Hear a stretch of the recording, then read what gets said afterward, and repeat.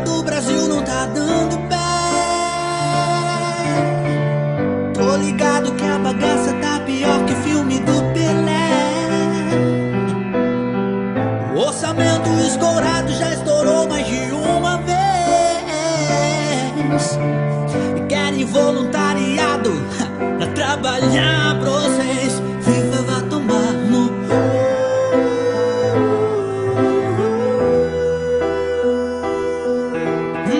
E o pior é que o povo bobo ainda vai.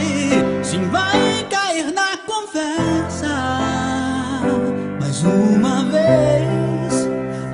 Eu imagino a festa, mas só dura um mês. Depois a FIFA vaza com seus bilhões e o povo esquece. E eu só quero ver quem vai pagar a conta do BNDES.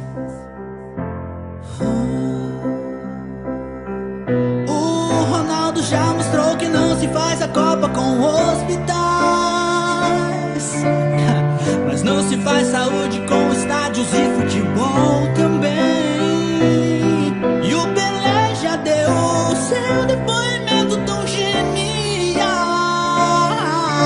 Tá, agora vão rachar uma lenha que é bem melhor pra vocês. E a FIFA que vai tomar bem no meio doido.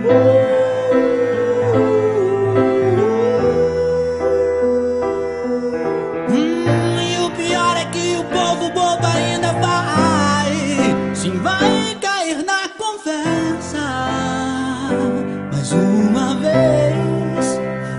Eu imagino a festa, mas só dura um mês. Depois a FIFA vaza com seus bilhões e o povo